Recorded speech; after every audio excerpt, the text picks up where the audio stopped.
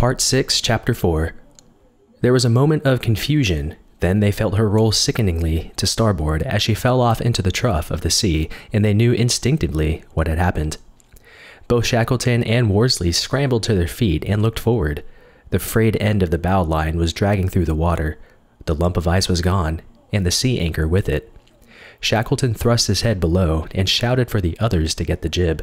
They hauled it out, frozen into a rumpled mess. Crean and McCarthy crept forward over the heavily rolling deck, dragging the sail with them. The rigging, too, was frozen and had to be beaten into compliance. But after a long minute or two, they got enough ice off the halyards to hoist the jib to the mainmast as a storm trysail. Slowly, grudgingly, the Caird's bow once more swung around into the wind, and all of them felt the tension go out of their muscles. The job of the helmsman was now to hold her as close to the wind as she would go, swinging from the one tack to the other. It required constant vigilance, and it could hardly have been more unpleasant, facing into the breaking seas and the piercing wind. Fortunately, the gale continued to diminish, and by 11 o'clock, Shackleton decided to risk hoisting sail. The jib was removed from the mainmast, and the reefed lug sail and mizzen were run up. Then, for the first time in 44 hours, the Caird was underway again toward the northeast, and the journey was resumed. But it was slovenly course, with the boat running before the enormous following sea, her bow half buried by the force of the wind astern. Shortly after noon, as if from nowhere, a magnificent wandering albatross appeared overhead. In contrast to the Caird, it soared with an ease and grace that was poetic, riding the gale on wings that never moved, sometimes dropping to within 10 feet of the boat, then rising almost vertically on the wind, 100, 200 feet, only to plunge downward again in a beautifully effortless sweep. It was perhaps one of nature's ironies.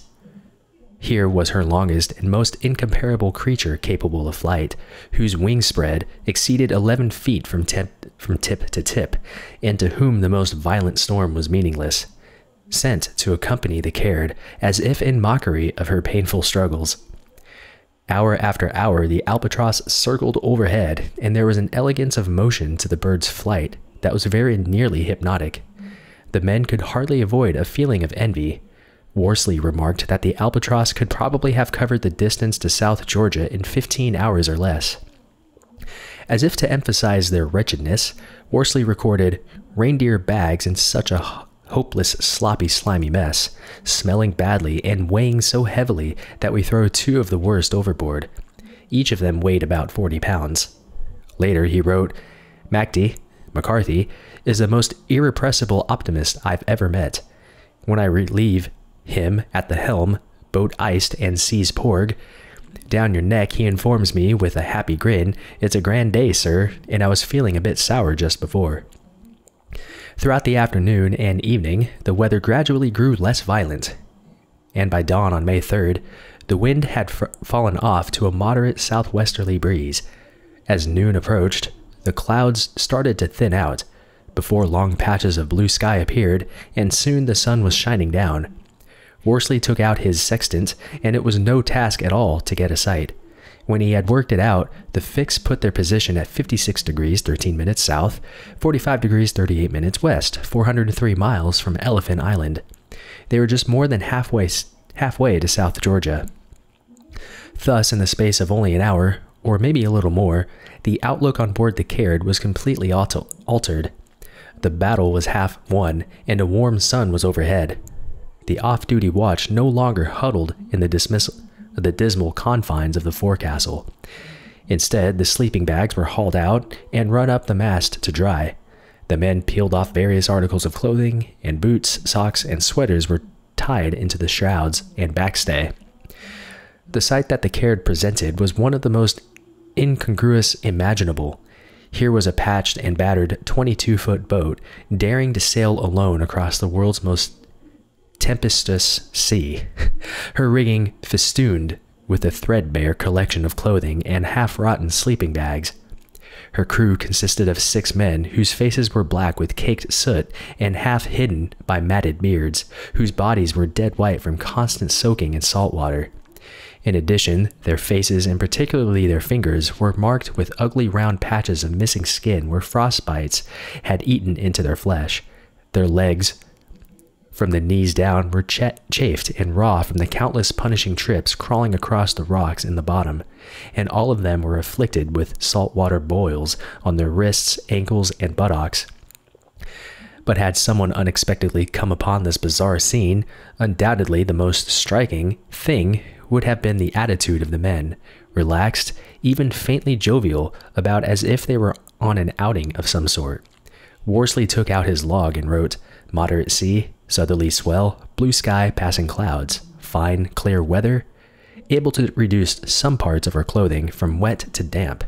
To Leith Harb, 347 miles. By evening, the sun had done a wonderful job of drying, and when they crawled into their sleeping bags that night, then the sensation was distinctly pleasant, at least by comparison. The good weather held throughout the night and into the following day, May 4th, and again the gear was distributed among the rigging.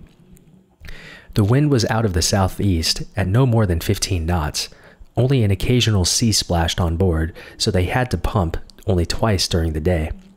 Worsley's sight at noon put the position at 55 degrees 31 minutes south, 44 degrees 43 minutes west, a run of 52 miles in 24 hours.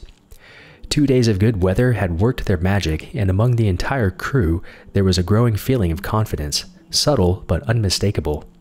In the beginning, South Georgia had existed only as a name, infinitely distant and lacking in reality, but no more.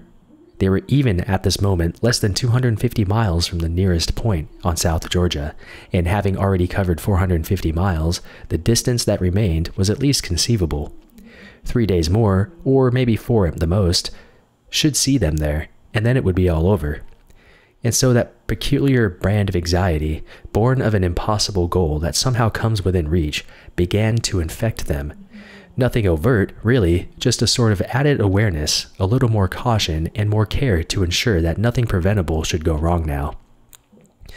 The wind remained steady out of the southeast during the night, though it grew considerably stronger, with occasional squalls to almost 40 knots. With the coming of light on May 5th, the weather had returned to its old familiar pattern, overcast sky with a nasty, lumpy sea running. The wind was on the starboard beam, so that the spray broke over almost at will. By 9 o'clock, everything was as wet as it had ever been. Otherwise, it was a notably uneventful day, distinguished only by the fact that toward evening, the wind shifted slowly to the north and then the northwest. It increased in velocity too, and by dark was blowing a gale. Steering was difficult that night. The sky was overcast, and the pennant on the mainmast, by which the course had once been kept, had blown away, bit by bit, in successive gales. Now they had to steer by the feel of the boat and by watching the shadowy white line of a breaking sea ahead. At midnight, after a drink of hot milk, Shackleton's watch took over, and Shackleton himself assumed the helm while Crane and McNeish stayed below to pump. His eyes were just growing accustomed to the dark when he turned and saw a rift of brightness in the sky, astern. He called to the others to tell them the good news that the weather was clearing to the southwest. A moment later, he heard a hiss, accompanied by a low, muddled roar, and he turned to look again. The rift in the clouds, actually the crest of an enormous wave, was advancing rapidly toward them. He spun around and instinctively pulled his head down. "For God's sake, hold on," he shouted. "It's got us." For a long instant, nothing happened. The Caird simply rose higher and higher, and the dull thunder of this enormous breaking wave filled the air. And then it hit, and she was caught in a mountain of seething water and catapulted bodily forward and sideways at the same time. She seemed actually to be thrown into the air, and Shackleton was nearly torn from his seat by the deluge of water that swept over him. The lines to the rudder went slack, then suddenly seized up again as the boat viciously swung around like some contemptible plaything. For an instant, nothing existed but water.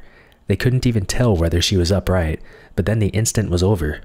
The wave had rolled on, and the Caird, though stunned and half dead under a load of water that rose nearly to the seats, was miraculously still afloat. Crean and McNeish seized the first implements that came to hand and began to bail furiously.